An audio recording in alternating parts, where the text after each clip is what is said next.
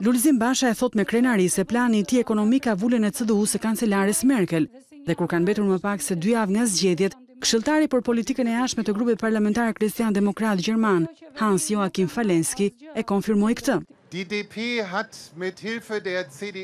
Partia Demokratike në bashkëpunim me CDU kanë zhvilluar këtë program ekonomik që siguron një ekonomi të fortë dhe më shumë vende pune.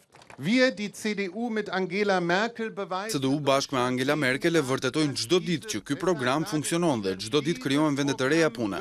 Prandaj na besoni ne, i besoni Lulzim Bashës.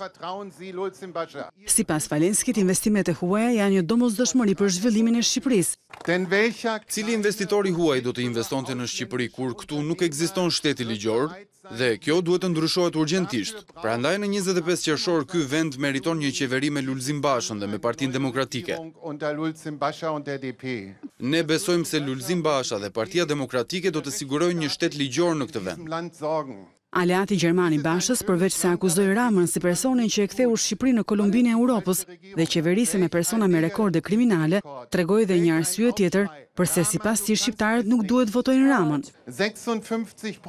Sipas një sondazhi serioz, 56% e shqiptarëve duan të largohen nga ky vend për arsye ekonomike. Ata duan të largohen sepse nuk mund të durojnë më qeverinë Rama. Çfarë rekordi negativ? Por a duhet të thrasim vetëm Rama, ky është turp? Jo, qeveria Rama duhet të ikë. Kjo është më e thjeshta dhe më e mira. Këshilltari Gjerman i CDU-s kishte edhe një mesazh për integrimin europian të vendit. I tregoni kartonin e kuq Partisë Socialiste dhe Lëvizjes Socialiste për integrim. Shqipëria ka nevojë për ndryshim. Europa ka nevojë për këtë ndryshim. Votoni për ndryshimin e qeverisë dhe Shqipëria do të futet më shpejt në Europë.